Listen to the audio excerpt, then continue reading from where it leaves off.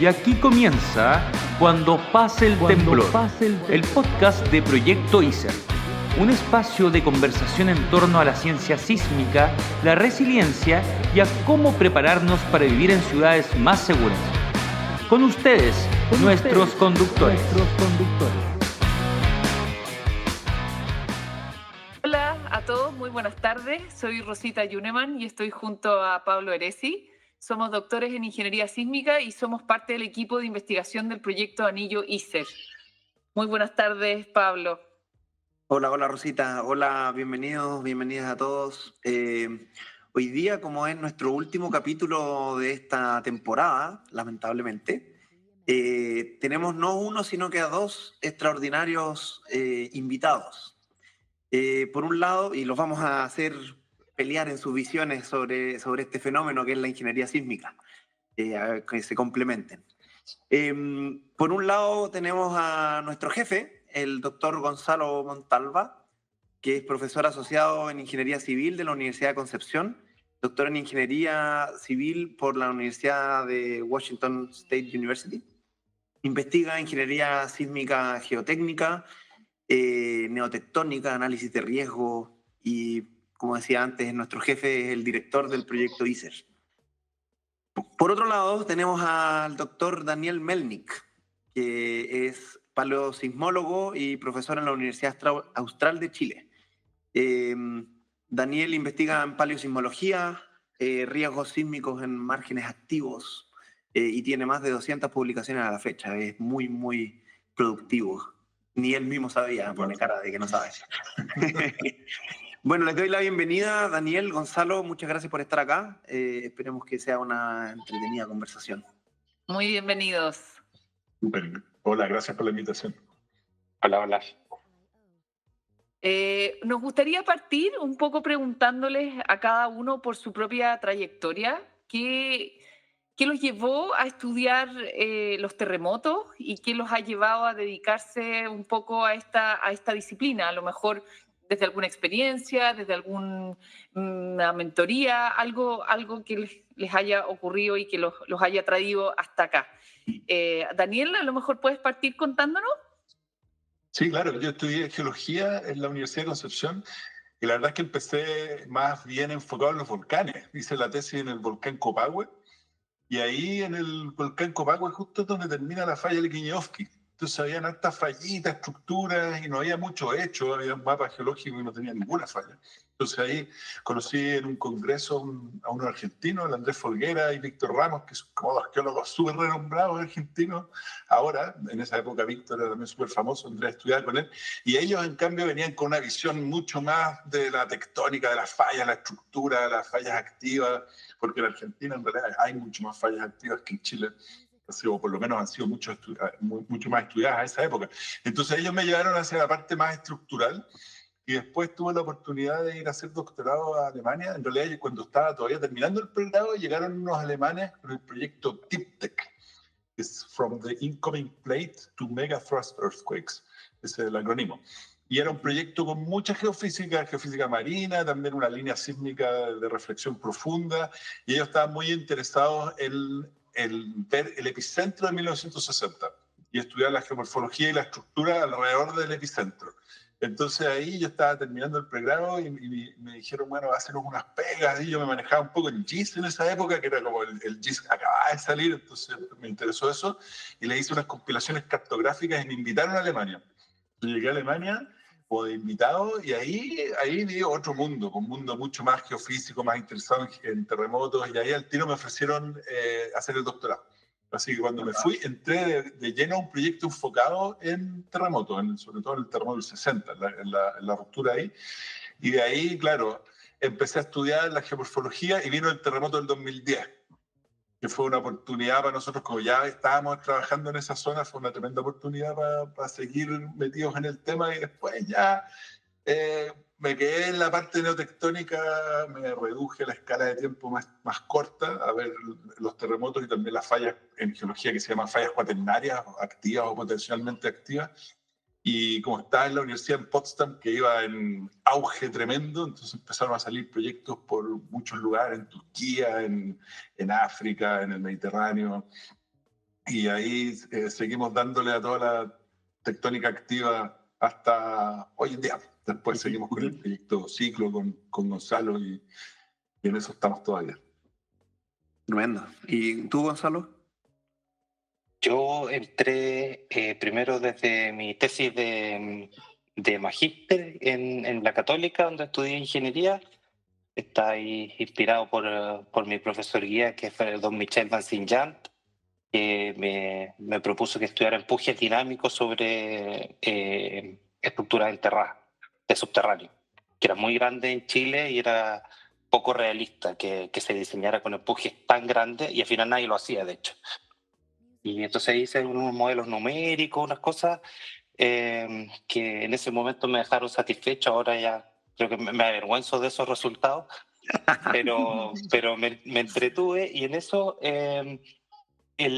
bueno, le tomé gusto a la investigación, y después cuando busqué trabajo, después de ya terminar el magíster, encontré trabajo en la Universidad de Concepción, y era algo que quería vivir fuera de Santiago. Quería irme a vivir a cualquier lado, no trabajar en la academia necesariamente, pero vivir fuera de Santiago, y como Concepción era una alternativa, me vine para acá y entrar a la universidad. Antes de entrar, de hecho, ya sabía que tenía que hacer doctorado, porque obviamente, digamos, era un camino totalmente natural.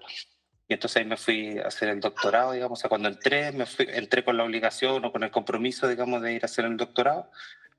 Y entonces busqué un doctorado en ingeniería sísmica, porque era lo que ya lo que venía haciendo. Y allá, cuando entré en Estados Unidos, un mundo, digamos, mucha colaboración, un montón de cosas entretenidas, difíciles también algunas, pero entretenidas al fin. Claro. Y ocupaba muchas herramientas de geofísica que eran input para mí, ¿no?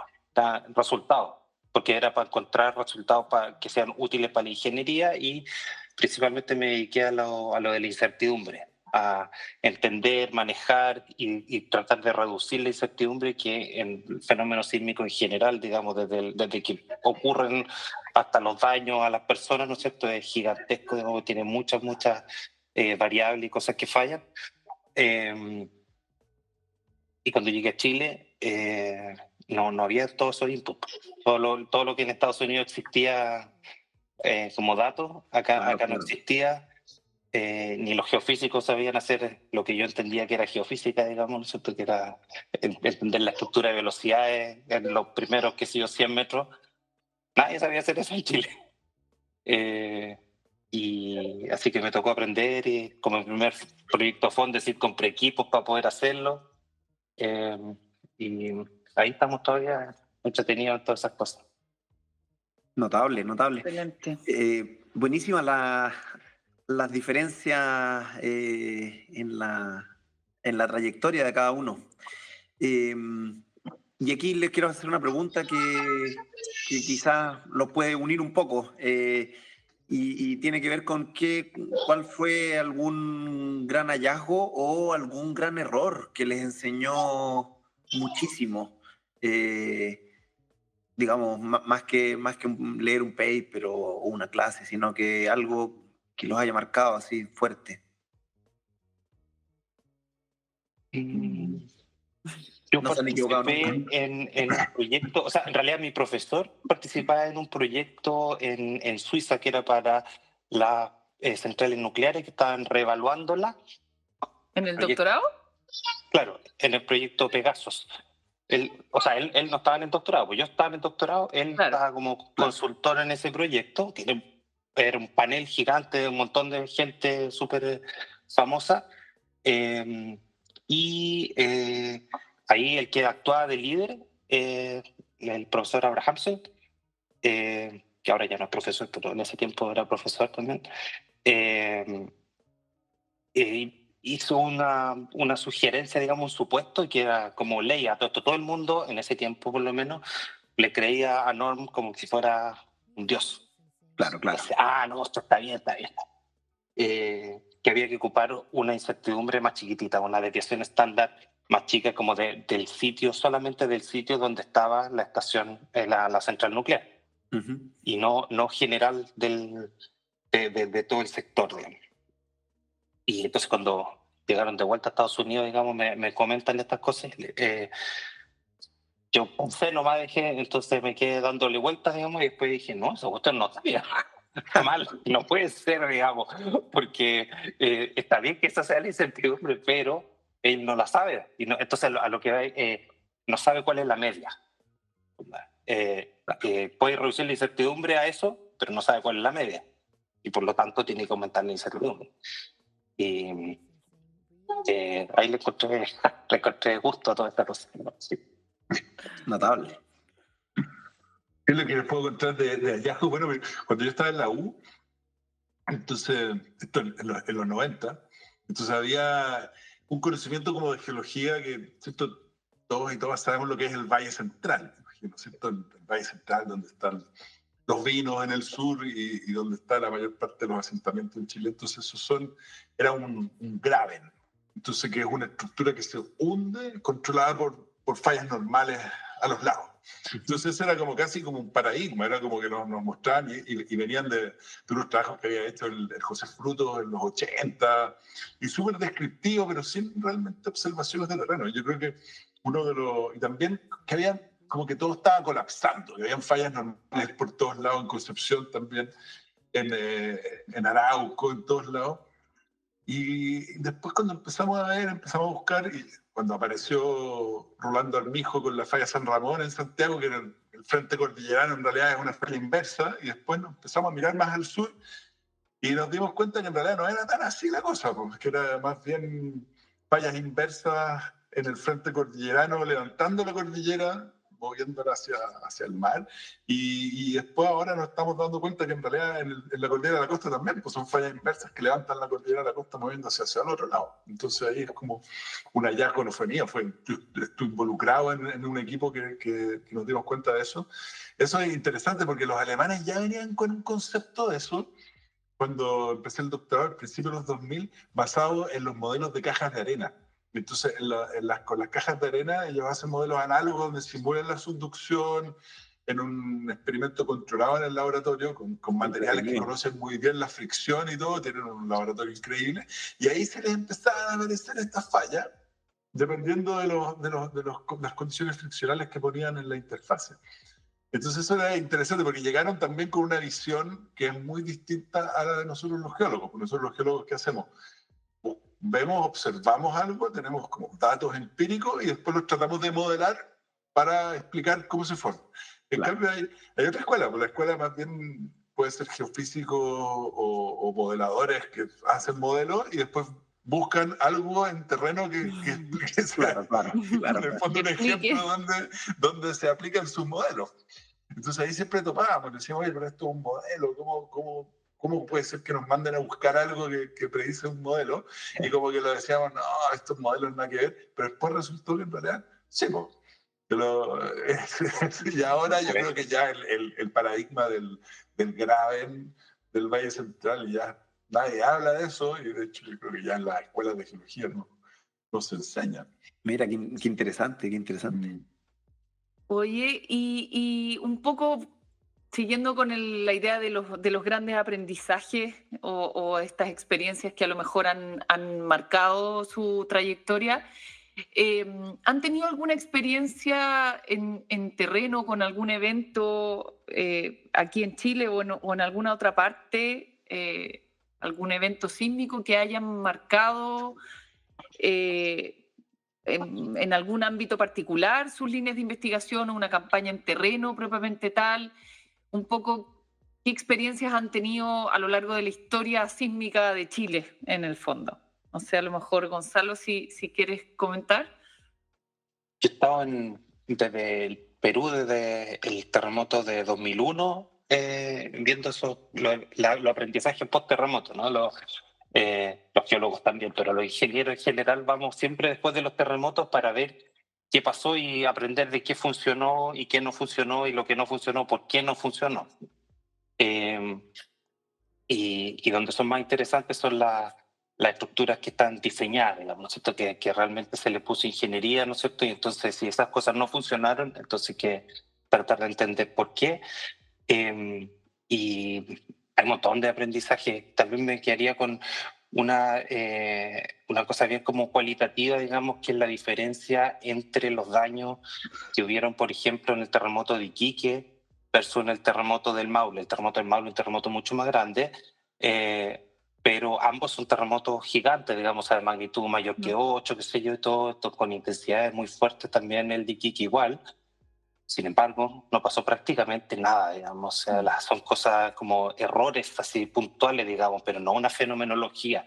En cambio, cuando uno venía a Concepción después del terremoto del Maule, era una zona de catástrofe, digamos, o sea, además de muchos muertos, digamos, no se podía acceder a un montón de lugares, no había donde comprar comida. Yo no, en ese tiempo justo estaba en Estados Unidos, entonces viajamos para el terremoto y realmente no había donde comprar comida. Quería comer algo, o sea, había que parar donde estaba abierto, parar y comprar comida, porque esa era la oportunidad para abastecerse. Claro. Y esa diferencia, digamos, para eventos que son comparables, la encuentro increíble. Y en ese caso, la experiencia fue de reconocimiento de daño en estructura, ¿cierto? ¿O con un foco particular en algo distinto? No, yo ya venía a ver cosas más geotécnicas que estructurales, pero de todo, por supuesto. ¿Va? Y cuando uno viene parte de su equipo, tiene que ver absolutamente de todo, digamos. ¿Sí? Pero siempre con un enfoque global, digamos, no particular, digamos, no íbamos a ver el Alto Río, qué sé yo, nosotros no, sí que veníamos a ver todo. Y de hecho, para ese evento, para el 2010, vinimos 2 personas nomás al comienzo, porque me acuerdo que estábamos armando un equipo y entonces iban a venir como en varias fases. En la primera fase éramos nosotros 2, yo y el profesor Rob Moss. Y con Rob dijimos, pero no podemos llegar ahí, no hay pasajes, qué sé yo, el aeropuerto está cerrado y todo. Y el jefe, digamos, que era John Bray, un profesor de Berkeley, nos dijo, estoy viendo a la gente de CNN que está ahí transmitiendo. ¿Cómo que no se puede llegar? Si ellos pudieron. Si ellos pudieron, ¿por qué ustedes no pueden? Entonces, en realidad sí se podía. Lo que pasa es que para pasaje razonable no se podía. Pero como él era el que pagaba, dijimos, bueno, entonces, si usted dice que vamos, y ahí los gringos pagaron y nos vinimos. Claro. Y llegamos. Súper. Sí, para mí el terremoto del 2010 yo creo que fue sin duda la experiencia más grande que he tenido como de un terremoto. Yo estaba en Chaitén, estábamos trabajando en la falla Liquiñovsky. Entonces ahí logramos, de hecho nos veníamos volviendo justo ese día y nos enteramos del terremoto en el transbordador de Chaitén a Puerto Montt. Y cuando llegamos a Puerto Montt ya no había benzina, habían colas en las bombas, es decir, fue así como ya era la catástrofe. Y eso que nos subimos al transbordador, no sé, a las 7 de la mañana o 7:30 de la mañana, algo así, y cuando llegamos a la 1 a Puerto Montt ya estaba en todo el país. Entonces ahí, con el marco cisterna y el mundo no era buena, que era de la UNESCO. El marco, como estaba metido en el tema de los tsunamis, en la comisión de la UNESCO, entonces la UNESCO llegó y nos pasó $5.000 y dijo, ya, vayan a medir todo lo que puedan rápido, inmediatamente. Así que partimos en una camper, que fue la mejor manera de moverse, porque ahí dormíamos en la camper, teníamos un problema que había uno, no voy a decir cuál, que se quedaba dormido al tiro, empezaba a roncar la motosierra, pero no, así como dentro de la campa, era como de 0 a 100 en 5 segundos, si uno no alcanzaba a casi. Entonces ahí empezamos a recorrer y la verdad es que el tsunami fue sin duda lo más impresionante por la variabilidad espacial que tiene. O sea, de repente uno llegaba a una caleta y medíamos alturas de inundación de 12 metros, fíjate, habían algas, medimos 40 metros en Tirúa, que fue lo más, porque por el acantilado el tsunami sube y habían algas colgadas a 40 metros. Y de repente uno daba la vuelta a una pequeña punta rocosa y al otro lado no había nada. El tsunami era 1 metro, 2 metros. Entonces ahí entendimos que en realidad es muy difícil de modelar todo esto y predecirlo. Bueno, me imagino que hoy en día ya hay más tecnología. Desde el punto de vista geológico, sin duda, para mí lo más impresionante fue haber visto una ruptura superficial de una falla cortical, que fue en la isla Santa María, y hay uno de estos splay faults, son estas fallas secundarias enraizadas en la zona de subducción, que ya habíamos estudiado antes. O sea, ya habían instalado los alemanes una red de equipos sísmicos locales y se había visto una alineación de sismicidad. Después nos conseguimos una línea sísmica de NAP que pasaba justo por ahí. Entonces ya teníamos como un conocimiento previo de la estructura y de la geología en esa zona. Entonces cuando llegamos y vimos que habían rupturas frescas en la superficie y le preguntamos a un caballero, oiga, ¿y esto cuándo pasó? No sé, yo salí de mi casa cuando fue el sacudimiento, llegué para afuera, apenas amaneció y estaba un salto así de 70 centímetros por donde salía además mucha agua. Entonces se rompió un acuífero, nunca supimos si era agua que venía desde abajo o era agua de un acuífero dentro de la isla, pero eso fue sin duda para mi gusto, así como geólogo, ver eso y poder además tener la premisa de poder medirlo y ser como el primero en documentar una ruptura superficial, que no es algo muy común. Fue espectacular. Después lo otro que también fue interesante fue haber ido a Pichilemu después del terremoto del 11 de marzo, el famoso terremoto del cambio de mando, que fue magnitud 7, y no haber encontrado nada. Entonces eso como de un punto de vista de amenaza sísmica, como un geólogo, te dice, voy una semana después del terremoto y no hay nada. Entonces significa que es muy difícil de anticipar un evento como ese, porque el registro no fue nada. Entonces, te fijas, si tú andas buscando terremotos anteriores que ocurrieron, no sé, en el registro geológico hace miles de años, la probabilidad de encontrarlo es realmente muy baja si es que después de un evento moderno de magnitud tan alta como un 7 normalmente en una falla cortical genera ruptura superficial, así como a escala global. Si tú ves un catálogo de magnitud 7, lo más probable es que sí estén asociados a alguna evidencia superficial. Había súper poco, había unas fracturitas, así como, creo que Gonzalo también tú fuiste a echar una mirada ahí después de ese evento. Sí, nosotros fuimos casi al tiro. Fuimos en avión, de hecho, salimos en una avioneta desde Santiago y la rentamos para que diéramos vueltas, qué sé yo, por todos lados ahí para ver. ¿Quién manejaba ahí? No, el piloto. Un piloto profesional. Pero hay ingenieros que manejan avioneta, ¿eh? Ah, sí, pues sí. El pato. Había una falla de un talud de una presa de agua ahí, pero una cosa súper menor para lo que uno habría esperado. También nos volvimos medio defraudados. Oye, no sé si te está escuchando Daniel, no sé, seguramente muchos no saben que Daniel predijo el 2010, pues. No, ese fue Marcos. Profesional. No, ese fue Marcos. Que tenía un paper, un segmento, digamos, y que dice, este segmento esperaba un terremoto mayor a 8, o de magnitud como 8, algo así. Sí, nosotros propusimos en un paper anterior, que salió el 2009, como la segmentación. Dijimos, estos llegan hasta acá, los del 60, y los otros llegan hasta acá. Entonces, pero el que predijo eso fue Marcos Moreno, porque él defendió su doctorado una semana antes del 27F, y analizando datos GPS le preguntaron, a escala regional, alguien de la comisión le preguntó, ¿y dónde va a ser el próximo terremoto? Una pregunta. Aquí, en Concepción, en esta zona está súper cargado, y el último fue en 1835, así que puede ser en cualquier momento. Notable. Y los de la comisión le dijeron, pero no seas tan alarmista, ¿cómo propones algo así? Como que va a haber un terremoto en cualquier momento. Y él dijo, sí, no, esos son mis resultados. O sea, es culpa de él. Se puso los pantalones y dijo, esto viene acá. Y una semana después, ¡boom! ¡Wow!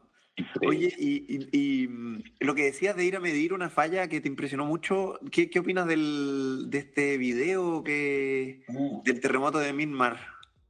No, espectacular, pues el video espectacular. ¿No? Sí, no sé si vieron un paper que hicieron unos chinos. Analizándolo. Donde analizaron el video y calcularon la velocidad, y que también tiene como un pequeño reversal, como que se va para el otro lado y después se pega la acelerada y calza muy bien también con todas las predicciones hechas por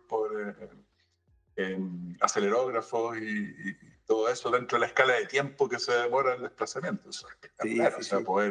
Poder restituir un video así de una cámara de seguridad. No, increíble. Yo creo que esa es la ciencia ciudadana, es algo súper importante al respecto. No sé si vieron un artículo que hizo el Matías Carvajal, ahí yo participé en la parte estructural, hicimos con él del terremoto de Palu, en Indonesia, y él compiló todas las cámaras de seguridad y los videos de YouTube y todo eso, y reconstruyó el tsunami, la hora de llegada y la polaridad. Pero había lugares donde el tsunami... O sea, el mar no se retrocedía antes del tsunami, sino que entraba el tsunami de una con todo, y creo que el récord fue 1 minuto y medio después del terremoto. Wow. O sea, por eso casi instantáneo. Entonces había unos gallos en una motito, así, de repente se sacudía, se veía y miraban para un lado, miraban para el otro lado, y ¡fuf! Llegaba la ola y barría. Entonces, claro, asociado a derrumbes submarinos y fuentes que no son la falla propiamente tal, sino que fuentes secundarias, el colapso de delta, fuentes secundarias cercanas.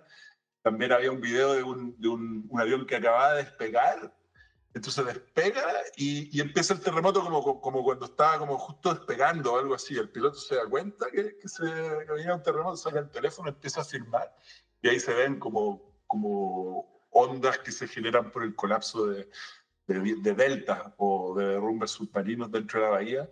Y ahí la ciencia ciudadana, impresionante, porque todos esos videos los subieron a YouTube rápidamente. Claro. Entonces ahí es una tremenda fuente para la ciencia hoy en día, buenísimo. Y hay que impulsar ese tipo de proyectos de ciencia ciudadana. Pedirle a la gente que nos ayude. Totalmente. Bueno, lo hacen sin que se les pida, ¿no? Subir video. Oye, y algo aquí, seguramente los dos tienen mucho que hablar, pero una cosa en que nos queremos meter, que es un poquito más técnica quizás, es sobre la amenaza sísmica que tienen las fallas corticales, sobre todo cuando están cerca de poblaciones densas, digamos, ciudades densas. Por lo general, el chileno está bastante acostumbrado a terremotos de subducción, sobre todo terremotos interplaca. Y la pregunta es, ¿qué sabemos de la frecuencia y las magnitudes que pueden haber en estos terremotos corticales, en fallas superficiales? Y de alguna manera, ¿cómo podemos incorporarlo en nuestros modelos de que van a afectar? O sea, ¿cómo podemos estudiar su efecto en estas ciudades pobladas como Santiago? Es un muy buen ejemplo. Santiago, sin duda. Sobre las magnitudes, Gonzalo, que lo que yo creo que hay como un consenso ya de que las fallas como la San Ramón o la falla Mesa Maida, que justo aceptaron el paper del grupo de la U de Conce, liderado por el Ambrosio Vega Ruiz, creo que hizo su tesis de pregrado, ahora está haciendo el doctorado en Alemania, en otro tema, en fallas en el norte, pero él es el que lideró esta publicación que acaba de ser aceptada hace como un par de días en Tectonics, y la falla Mesa Maida es como una hermana de la San Ramón. Entonces Joaquín Cortés, que es el profesor de la Universidad de Concepción, también él lideró esta investigación, y fuimos con Alan Nelson, que es un paleosismólogo súper reconocido del Servicio Geológico de Estados Unidos. Hicimos excavaciones y todo más o menos lo mismo que se hizo en la San Ramón, y encontramos cosas similares en cuanto a desplazamiento y magnitudes. No lo pudimos datar también, nos complicó un poco el tema de la datación ahí, pero sí sabemos que es Holoceno. O sea, de los últimos 10.000 años hubo 2 terremotos, algo similar con probablemente magnitud 7. Entonces se podría decir que estas fallas tienen periodos de retorno largos, pero sí son capaces de generar terremotos importantes, así magnitud 7.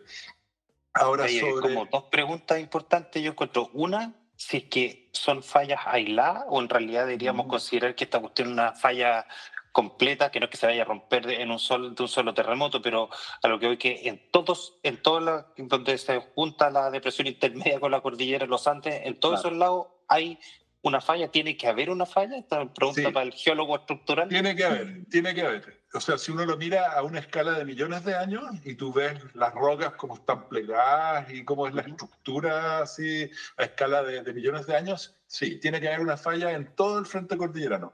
Ahora, no significa que esa falla esté activa a una escala de 10.000 años completa.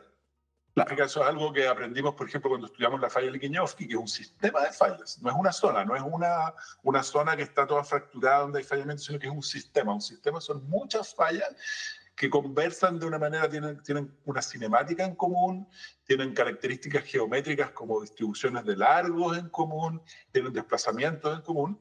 Entonces, cuando uno lo mira a escalas de millones de años, es un sistema que tiene como entre 10 y 30 kilómetros de ancho, donde hay cientos de fallas que son paralelas y a la escala de millones de años se mueven todas al unísono. Pero cuando tratamos de buscar cuál de estas está activa ahora, dónde está la deformación activa, encontramos una. ¿Y cómo se define, Daniel, cuando está activa y cuando no? A ver si... Claro, esa es una muy buena pregunta. Cuando está activa, nosotros definimos actividad probada, es si ha tenido un terremoto histórico instrumental, así como la falla Pichilemu, o actividad probada demostrada por excavaciones paleosísmicas como las realizadas en la falla San Ramón en Peñalolén o las que hicimos en Mesa Maya durante el Holoceno, que son los últimos 10, 11 mil años. Entonces esa es como la definición de una falla con actividad probada. Después hay otro rango temporal que es con actividad probable, que es cuando tiene actividad en los últimos 100.000 años, 125.000 años en realidad para ser específico, que es el último periodo interglacial. Entonces, por ejemplo, en la costa tenemos una terraza marina de esa edad, porque el nivel del mar está un poquito más alto, entonces deja como una impronta geomorfológica, y esa terraza la podemos usar como un marcador para ver cuáles fallas la desplazan. Entonces, y el otro, que es una falla posible, es cuando tiene un marco temporal cuaternario, que es algo global. A escala global siempre se hacen bases de datos de fallas cuaternarias. Entonces ahí ya son 1.8 millones de años, entonces... recién. Claro, recién para el tiempo geológico. Entonces, para los geólogos, claro. Para los ingenieros, en cambio, no es así. Entonces, volviendo al tema de la pregunta de Gonzalo, si este frente cordillerano está todo activo, mira, en la Liquiñowski encontramos una falla con actividad holocena. Y eso es porque encontramos un río que está desplazado así como con ángulos rectos. Y encontramos sedimentos que pudimos datar, con suelo, ahí sí hay cenizas volcánicas que están súper bien datadas porque se asocian a erupciones importantes que dejan una impronta en el paisaje, así como en áreas de 100 kilómetros, fíjate, cuando son erupciones súper grandes, entonces queda una cefra, y esta capa de ceniza tiene una impronta geoquímica única, es como una huella dactilar de un volcán. Entonces tú puedes encontrar esa, le haces un análisis químico de elementos mayores, así que vale $20 y ya sabes la edad. Así súper fácil. Y entonces encontramos que a escala de Holoceno, una sola falla se está moviendo, pero a escala de millones de años, todo el sistema de fallas se está moviendo. Entonces, por eso es que es súper importante el rango temporal. Y yo creo que en el piedemonte cordillerano, ahí en la falla, el frente cordillerano oriental, que se llama, que la San Ramón es una de estas fallas, debe pasar algo similar. A escala de millones de años se mueve todo, pero a la escala de 10.000 años solamente son algunas fallitas que tienen. De hecho, cuesta un montón encontrar evidencia así clara de deformación. O sea, cuando tú vas ahí, aparte que, bueno, en Santiago hay otros problemas, que son el desarrollo de la ciudad, que, claro, que tapa todos los escarpes, pero igual incluso lo peor así, que le puede pasar a un geólogo. Sí, no, lo peor que le puede pasar a un geólogo. Incluso así, no sé, hay lugares en La Reina donde se ven los escarpes dentro de la ciudad. Así, claro, hay edificios que los hicieron en el bloque alzado porque tienen mejor vista. Entonces, claro, como hay de hecho, ahí en Apoquindo, el cerro en General Blanche, ahí ese es un anticlinal, un pie, y ahí es donde están las casas en una zona de alta plusvalía, como se llama. Claro. Todos quieren estar en el barrio alto, pero no saben que esa es la zona de alta demanda, pero también, sí, porque esa es la zona de mayor demanda sísmica, y en otros eventos, no sé, hubo uno que yo les muestro siempre a mis estudiantes en la clase, el terremoto del 2005 en Pakistán, que es una falla, fue 7.6, creo, un poquito, es como un peor escenario para San Ramón, ese terremoto en Pakistán. Tuvo una larga ruptura de como 70 kilómetros, o sea, un poquito más que el largo total de la falla de San Ramón, incluso si consideramos Pirque, la zona nueva que acabamos de encontrar, de Pirque hasta, no sé, la dehesa, o si la metemos más al norte del río Mapocho. Son como 50 kilómetros. Son como 50 kilómetros, exacto. En cambio, este tuvo 70 de ruptura y hubo un lugar similar al Cerro Apoquindo ahí, donde toda la intensidad fue en el bloque alzado, también con un pliegue, un anticlinal, y ahí se cayeron todas las casas y se murieron 2.000 personas en ese cerrito. En cambio, al otro lado, y se ve una foto muy clara, al otro lado no se cayó ni una casa. Entonces, por eso que es bien importante eso de tomar en cuenta la cinemática y la estructura de una falla, o sea, saber que es una falla inversa, saber que yo tengo un pliegue. De hecho, yo me acuerdo, bueno, antes había un afloramiento muy lindo en General Blanche, donde se veían fracturas secundarias, cortando conglomerados. Ahora, hace años ya lo choquearon, lo taparon con cemento. Realmente se estaba desmoronando, se estaba todo fracturado. Y antes de que construyeran todas esas casas, se veían estas pequeñas estructuras secundarias que tienen una zona de, no sé, 500 o quizás más metros de ancho, donde hay fracturamiento intenso. Eso se ha visto en varios terremotos históricos, en el de Algeria, el Asnam se llama, que fue en los años 70. Ese también era una zona como de más de 1 kilómetro de ancho, con fracturamiento pervasivo en el bloque alzado. Entonces, esas son cosas que yo creo que hay que tomar en cuenta cuando uno piensa en definir, no sé, como una franja o una zona de exclusión o cómo abordar el tema de la amenaza dentro de una ciudad, preocuparse mucho de mirar esa deformación secundaria. Claro, claro. Los italianos tienen una base de datos de eso también y muestran que pueden haber hasta 8 kilómetros alejados de la falla principal, pueden haber fallas secundarias que se activan durante un terremoto. Se han activado, son bases de datos de eventos recientes. Oye, y Gonzalo, a lo mejor en esa línea, ¿cómo se pueden incluir estas fallas en la caracterización de la amenaza sísmica, un poco pensando en el diseño estructural tal vez, que es algo que podemos de alguna forma mejorar? ¿Cómo visualizas esa posibilidad en el fondo?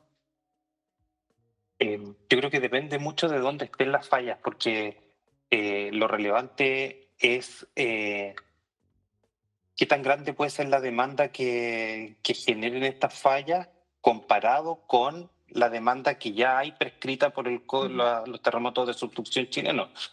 Y si es que esa demanda es más grande, entonces vale la pena incluirla. Si no, en verdad, no vale la pena incluirla, porque no tiene sentido. Claro. Digamos, es muy chico y además es menos frecuente. Si fuera más frecuente, sería otro tema, podría ser, digamos, pero si es menos frecuente y además la demanda es menor, entonces no se diga más. Y entonces eso quiere decir que principalmente nos conviene centrarnos en las que están más justamente como la San Ramón, la Mesa Mavia, las que están más cerca de la cordillera, más lejos de la subducción, porque es donde esas intensidades llegan con menos fuerza, ¿no es cierto? Y las fallas corticales pueden importar más, pero aún ahí el rango espacial es más o menos limitado, digamos. Entonces, yo no sé si estoy tan de acuerdo con estas franjas de exclusión, digamos, excepto que hay algo muy claro, muy bien estudiado, digamos, como de no construir arriba de la traza, digamos, pero el resto,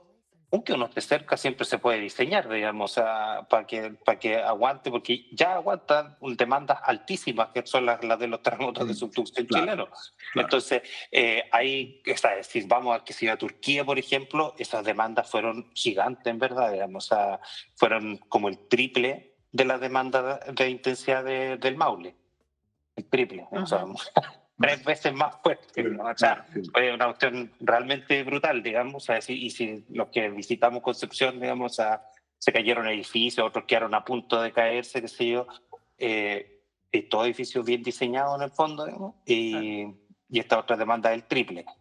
Es un terremoto un poco distinto, son más parecido a lo mejor a la Liquiñe-Off, que por lo de Strike Slip, el mecanismo con directividad, que sí, todo, que Daniel nos puede ayudar más ahí, ¿no es cierto? Pero probablemente en la San Ramón y en la Mesa Mavia no vamos a tener ese tipo de comportamiento. No, pues hay 2 puntos importantes. Algo es la demanda sísmica que menciona Gonzalo en cuanto a la intensidad o la aceleración del suelo. Y otra cosa es la posibilidad de que se rompa la superficie. O sea, cuando tenemos una ruptura superficial, ahí yo creo que es muy difícil diseñar una obra que vaya a aguantar una ruptura superficial. Pues hay una foto muy clara que también les muestro a mis estudiantes de una casa, una falla en Nueva Zelanda, el terremoto grande, este fue el 2016, y la falla, claro, genera un desplazamiento como de 1,5 metros justo por la mitad de la casa, y hace parte de la casa en dos. Claro, Eso claro. yo creo Sobre que todo si una... es muy difícil de pensar en una obra ingenieril que vaya a aguantar eso, porque Claro, son sobre fuerzas enormes, en el fondo. Sobre No, todo no. si es una falla inversa, como en el caso Sobre de todo si es una estamos falla hablando. inversa, claro. Porque, Si es una falla de rumbo, y también hay un ejemplo excelente que me tocó la oportunidad de ir a ver, que es el oleoducto en Alaska, que lo diseñaron para aguantar un desplazamiento de la falla de Nali y hicieron un estudio muy acabado, y fue en los años 70, fue increíble, porque lo contrataron un equipo enorme y es muy difícil saber exactamente por dónde pasa la falla, porque es como una llanura de inundación de un río ahí. Y ese fue un ejemplo de éxito rotundo de un diseño ingenieril. Le pusieron estos rieles de teflón, entonces claro, cuando vino el terremoto y se desplazó lateralmente un bloque con respecto al otro, al oleoducto, que es una tremenda cuestión, tiene como 2 metros de diámetro. No es así como un tubito, así cuando claro, lo vi, exacto. cuando lleva adentro. No es una cañería así de agua, no, es mucho más grande de lo que uno piensa. No le pasó absolutamente nada. Entonces ahí está bien diseñado. Para una falla inversa, como la San Ramón, yo creo que es mucho más difícil pensar en un sistema que vaya a aguantar el oleoducto. No sé, pues tiene Sí, que estar totalmente. como con unos Totalmente. rieles así verticales, es muy complicado. Entonces ahí el tema de la franja de exclusión, que es algo que se está discutiendo hoy en día en la región Muchísimo. metropolitana, tiene sentido, sí, yo creo, para infraestructura crítica. Obviamente un reactor nuclear no lo vamos a poner encima de la falla, un hospital probablemente tampoco. Ahora lo que se está proponiendo es que sea una franja de 300 metros de ancho, Exacto. 200 metros a un lado, 100 metros al otro, y que el ancho sea constante a lo largo de toda la traza, lo cual a mí me parece que no tiene mucho sentido desde el punto de vista geológico. No tiene sentido que el ancho sea constante. ¿Por qué? Porque la falla es geométricamente muy distinta. Hay lugares donde es una pura traza, muy simple, y hay otra parte donde hay dos trazas paralelas, de las cuales una tiene más actividad que la otra. Y eso lo podemos ver por la forma del escarpe. Hay una traza que tiene un escarpe de mucho mayor pendiente y en la otra traza el escarpe está mucho más suavizado. Y si tomamos en cuenta que el clima es el mismo, los procesos de difusión de material en superficie son iguales, entonces, claro, una tiene que estar mucho menos activa. Probablemente en los últimos terremotos solamente una se movió y la otra no se movió. Entonces no tiene sentido que las dos tengan una franja de 300 metros. Por ejemplo, en el Cerro Calani y en el Cerro de Apoquindo y los rulos, esos tres anticlinales, ahí tiene que ser mucho más de 300 metros. Si uno quiere ser así como, porque la zona como son pliegues, se generan fallas secundarias en la charnela o en la parte superior del pliegue, y esas pueden tener un ancho de 700 metros. Y esa fallita igual, si se mueven 1 metro, 2 metros, van a causar un daño, cualquier cosa. a romper cualquier cosa. O sea, no se puede diseñar una casa o ningún tipo de... No sé, ahí yo ingeniería no me manejo, pero quizás Gonzalo puede comentar más, que vaya a aguantar un salto del terreno de 1 metro. Claro, entonces ahí la zona de exclusión tiene que ser mayor a 300 metros. Entonces, eso es algo... Hay un estadio en California, que claro, en Berkeley, que está diseñado para eso, se supone. Pero no todo el mundo le tiene tanta fe de que vaya a funcionar. Digamos. Pero no es falla inversa, insisto. Claro, no es falla inversa, exacto. No, claro. No es falla inversa. Es muy distinto cuando es lateral y sobre todo fallas como la falla de Berkeley, la Calavera, ¿no? No es la zona 3, pero ese es un sistema que son fallas que son... No, es la Hayward. Hayward, sí, no, Calavera es mucho más al sur, Hayward. Claro, esas fallas de límite de placas, que también son como la de Turquía que tú estabas mencionando, son geométricamente mucho más simples en general, son mucho más largas y como tienen un desplazamiento finito, o sea, finito me refiero a escala de millones de años, la falla de San Andrés no sé, tiene 400 kilómetros. Que se ha acomodado el desplazamiento de un bloque con respecto al otro. Entonces, al tener tanta deformación, la traza es súper recta, lineal, y uno puede realmente decir, ok, aquí está la traza, y se sabe bien, claro. Se va a mover, y se va a mover justo aquí, como en Turquía fue así, fue súper localizado, fueron 2 fallas, pero fue súper localizado. Claro, se sabe súper bien dónde está además, y se nota, uno puede ir a hacer ahí turismo a la falla. Claro, y puedes pasar, no sé, un radar de penetración terrestre o algún equipo geofísico de geofísica de poca profundidad y ver exactamente dónde está. Y eso es algo que yo creo que en la falla de San Ramón falta hacer. realmente falta estudiar un poco más el subsuelo. O sea, han hecho estudios de resistividad que te muestran como unas zonas difusas de donde hay mayor resistividad, menor resistividad, pero eso no te habla mucho de qué tan ancha es la zona de deformación, qué tan ancho va a ser esa ruptura que va a acomodar un bloque con respecto a otro. O sea, tenemos muchos ejemplos de terremotos históricos con rupturas superficiales que han tenido zonas muy anchas y otros que han sido muy localizados. Entonces, antes de pensar en zonas de exclusión, yo creo que hace falta una descripción mucho más detallada de la estructura cercana a la superficie. Oye, y pasando ahora digamos, proyectos colaborativos en donde ustedes dos participaron en un proyecto muy grande, un núcleo milenio ciclo, ¿no? Me gustaría saber su visión sobre cómo la geología y la ingeniería pueden colaborar y se puede, digamos, hacer una sinergia entre las dos, donde pueden haber quizás choques o diferencias. Entonces, ¿cómo fue su experiencia en este núcleo milenio, trabajando con diferentes áreas del conocimiento? Yo creo que son totalmente complementarias, digamos, es algo súper necesario, digamos. De hecho, lo mismo de las fallas corticales que estábamos conversando recién, es ultra necesario hacerlo en Chile, porque hay zonas que van a tener terremotos corticales y no estamos diseñando para eso, y van a ser terremotos corticales que potencialmente sean grandes, digamos, como Turquía, ¿no es cierto?, con demanda altísima.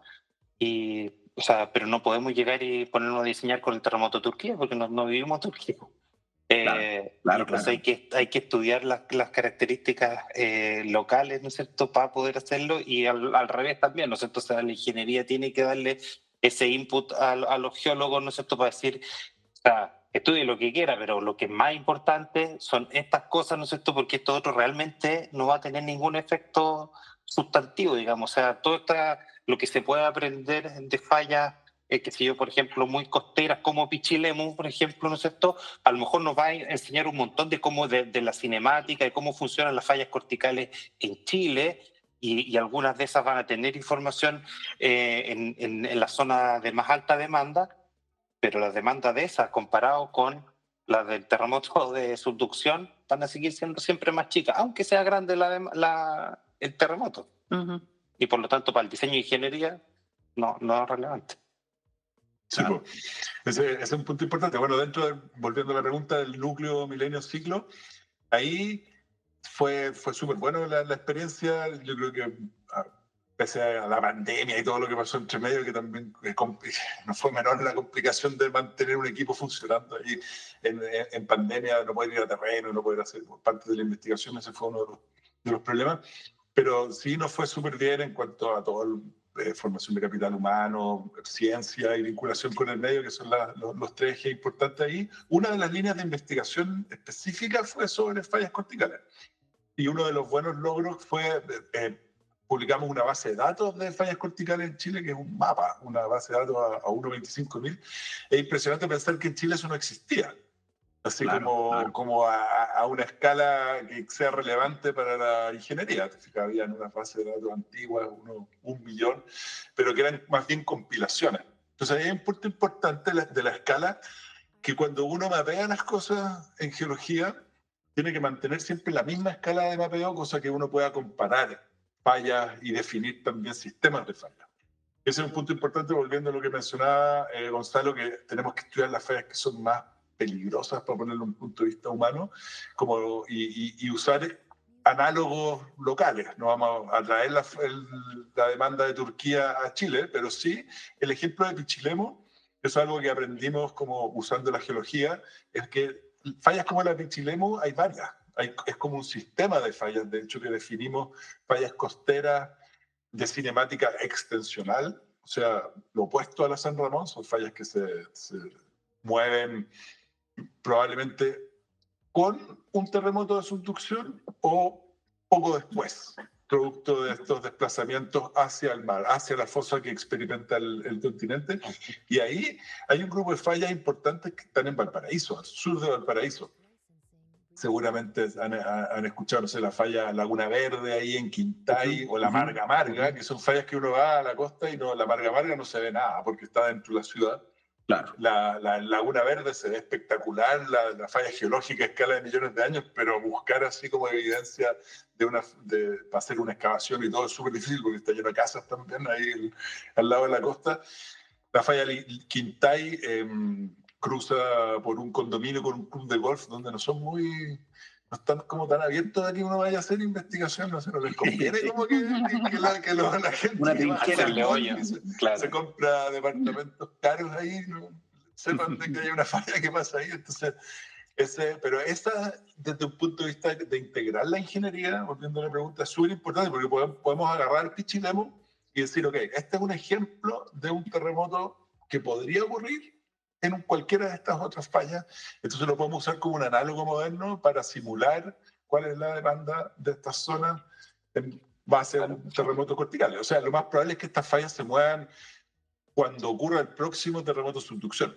Claro, entonces, en ese caso, la recurrencia es mucho más alta que la falla de San Ramón, que ocurre quizás cada supuestamente 7.000 años, fue el último terremoto, pueden ser periodos de retorno de 10.000 años o valores muy altos. En cambio, aquí en Valparaíso, donde de hecho hay una laguna sísmica importante, donde se espera el próximo terremoto de subducción, el anterior fue en 1730, entonces es como una de estas lagunas sísmicas.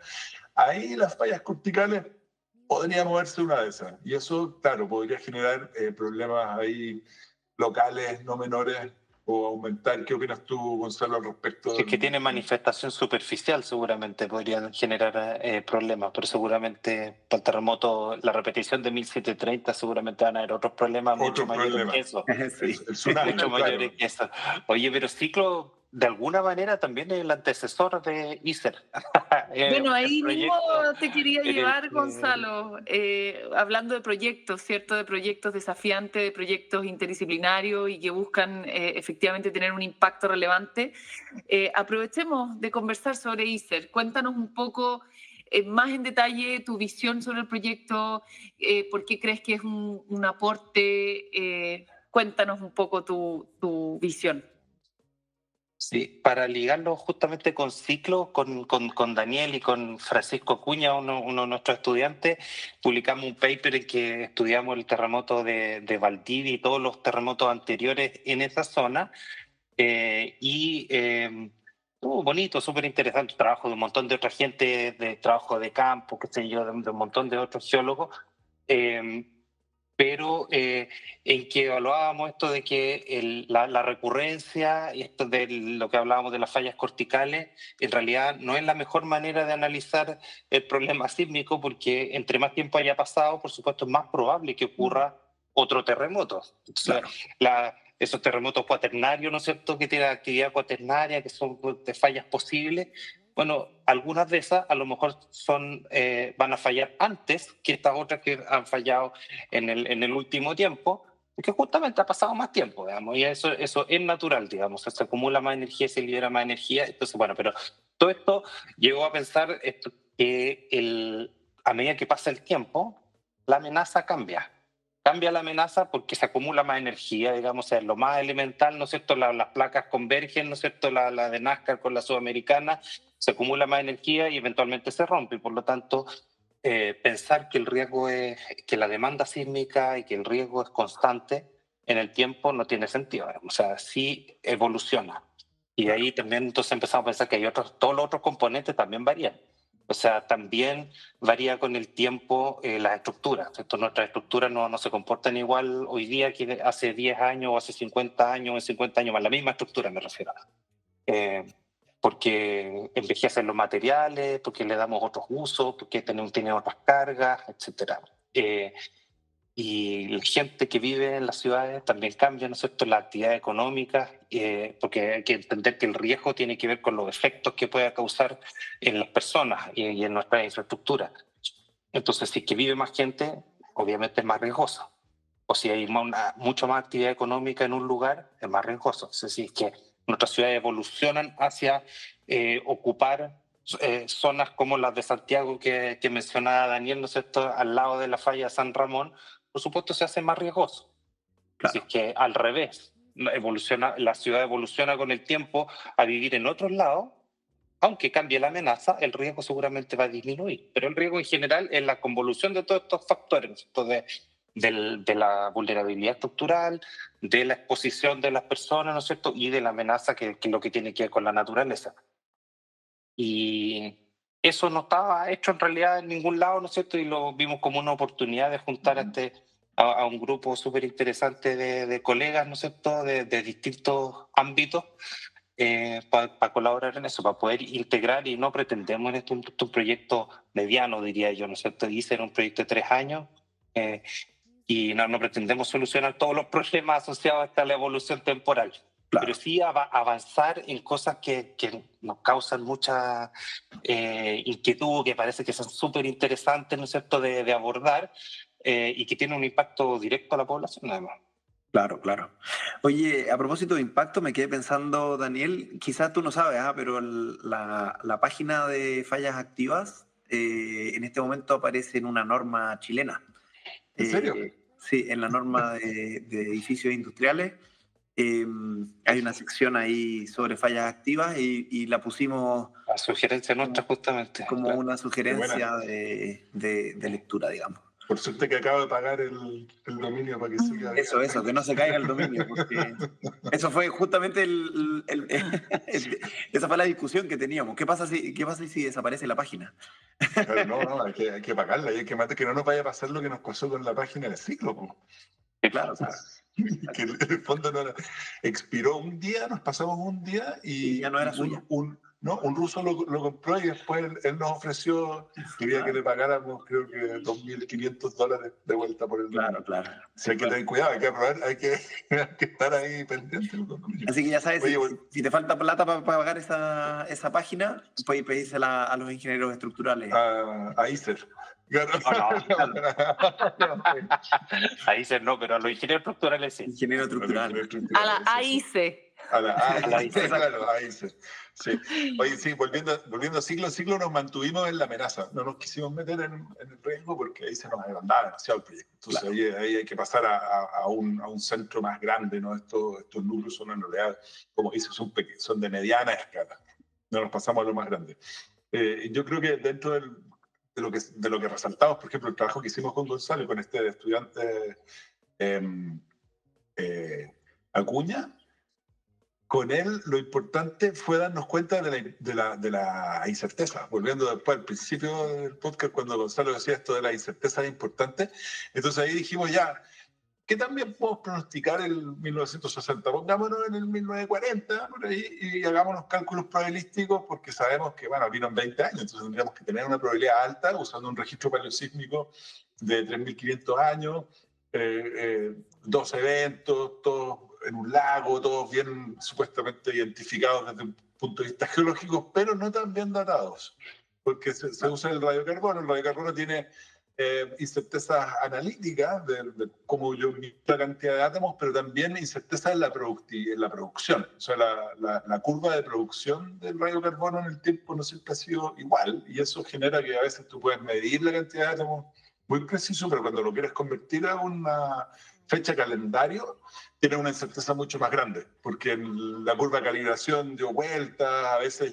hay eventos como eventos cósmicos, que se produce llega una supernova o algo así, eso genera mayor productividad de radiocarbono en la atmósfera, y eso nos manda las incertezas, nos dispara las incertezas, y eso nos generó un gran problema, porque no podíamos predecir el 60 muy bien, hasta que artificialmente fuimos achicando las incertezas y ahí nos dimos cuenta, bueno, esto es lo que tenemos que hacer. Entonces nos sirvió como para los geólogos para darnos cuenta que tenemos que realmente preocuparnos de mejorar las incertezas. Así que ahora estamos usando otros métodos, como por ejemplo los anillos de los árboles. Yo ahora tengo un estudiante que estamos trabajando con eso, que los anillos de los árboles son 1 año, entonces podemos datarlo, y los alerces viven hasta 5.000 años. Dentro de tecnología, 5.000 años un alerce.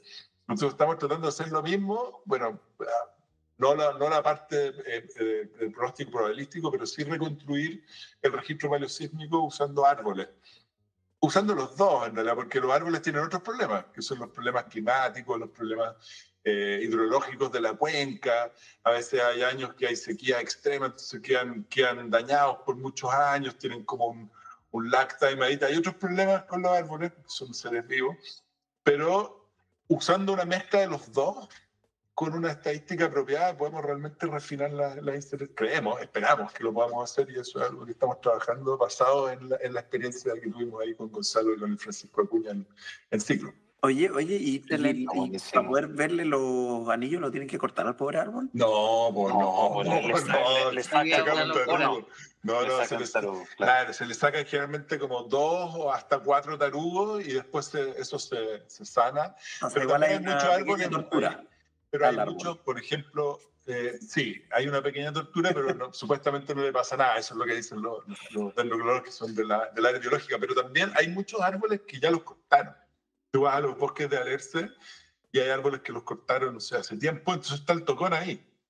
Claro. Y uno va con la motosierra y le sacas una lonjita y ahí y ahí no le hacen daño y ya está muerto. Para ir a contar años. Y ahí le puedes sacar claro, pero esa es una cronología que está flotando porque no sabes realmente qué año lo cortaron. Claro. Entonces no tienes la corteza, que es la que te dice que en el fondo es el año de hoy. Entonces hay otros temas. Ahora estamos trabajando en caracterizar el análogo moderno, que siempre es lo que hacemos en geología. El presente es la clave para interpretar el pasado y poder quizás mirar hacia el futuro. Entonces el análogo moderno es súper importante. Hicimos un estudio de 1960 en los Alerces con un estudiante acá, cuál es la impronta. Y vemos que es muy distinto para los alerces de la costa que para los alerces de la cordillera. Los alerces de la cordillera tienen pendientes mucho más altas, entonces tienen otros procesos, generalmente de supresión de crecimiento. En cambio acá en la costa, no. Parece que hay licuefacción, o sea, es como la hipótesis, de que hay licuefacción y eso genera que los anillos crezcan más grandes. Entonces hay diferencias en la costa, aunque las intensidades fueron mayores. Y no hablamos de licuefacción. No hablamos de licuefacción, es un tema importante para los anillos. Tenemos que retomarlo. Para la segunda temporada. La segunda temporada. Tal cual. La segunda temporada, cierto. Oigan, ha estado extraordinaria la conversación, pero nos gustaría terminar tal vez con un mensaje de cada uno hacia nuestra audiencia, hacia quienes nos escuchan. Si pudieran dejar muy cortito un mensaje para los auditores. Gonzalo. Yo creo que estas cosas que estamos estudiando no solamente son muy entretenidas. Yo lo que digo es que lo que para la gente que le guste las matemáticas y además le guste la vida al aire libre, estas son las profesiones ideales, porque mezclamos esas cosas, no estamos siempre en la oficina, salimos a terreno todo lo que queramos por un lado, ¿no es cierto? Pero por otro lado también hacemos cosas abstractas, con tecnología, muy, muy entretenido. Pero no solo entretenido, sino que también tiene un impacto directo en la sociedad. Así que todos muy invitados y tenemos mucho que estudiar y aprender todavía, así que necesitamos muchos más estudiantes buenos y motivados para que trabajen en estos temas después como profesionales. Exactamente, yo también comparto el mensaje de Gonzalo y los voy a invitar a venir a estudiar geología en la Universidad Austral de Chile, porque aquí somos la única universidad de geología que tenemos una salida ambiental. Todas las otras universidades son más bien mineras, nosotros obviamente tenemos el área minera, pero tenemos una salida ambiental donde se aborda todo lo que tiene impacto con lo humano. Entonces la neotectónica, por ejemplo, la hidrogeología, la geología ambiental, todo lo que temas de contaminación de suelo, ahí eso está en la salida ambiental. Así que vengan a estudiar geología. A los árboles. Le hacemos dañito a los árboles, pero también contamos hartos árboles caídos. Pero los dañitos a los árboles no les pasa nada a los árboles. Piensa que las araucarias resisten erupciones volcánicas, se les quema toda la corteza, pierden la corteza y siguen viviendo con son totalmente resilientes. Entonces un hoyito que uno le haga para estudiarlo, para la ciencia, y después obviamente uno le da un abrazo al árbol y le pide perdón y hace todas esas ceremonias. Son daños no estructurales, Pablo. Son daños no estructurales, claro. No hay fatiga. Un pájaro carpintero, pero artificial. El pájaro carpintero que le hace harto más daño. Así que, no, si les gusta la vida al aire libre, pero también la ciencia de datos y ahí los códigos y todo, en general, las estadísticas y analizar la naturaleza desde un punto de vista cuantitativo, que es importante, no exacto, pero sí cuantitativo. La geología, la geofísica y la ingeniería son ciencias que abren esas puertas y dan la oportunidad. Así que venga a la Universidad Austral de Chile, aquí los esperamos. Excelente. Oigan, muchísimas gracias a los dos por compartir sus trayectorias, por compartir su experiencia, sus visiones y por esta conversación tan entretenida que hemos aprendido tanto todos los que hemos estado escuchando sobre este fenómeno que nos caracteriza como país, ¿cierto? Que son los terremotos. Así que muchas gracias a los dos, muchas gracias a Pablo y a todas las personas que nos acompañaron en este capítulo y en esta primera temporada de Cuando pase el temblor. No, gracias Rosita, gracias Pablo por la invitación. Volveremos pronto con una segunda temporada. Vamos a hablar más de ciencia, vamos a tener más historias y también más desafíos. Así que suscríbanse al canal, síganos en las redes sociales del proyecto ICER y compartan este episodio como siempre. Muchas gracias Daniel, muchas gracias Gonzalo. Excelente final de temporada, muy bueno. Así que les agradecemos muchísimo. Gracias, Rosita. Muchas gracias a ustedes por Gracias. liderar este proyecto. Gracias. Excelente. Chao, chao. Chau, chau.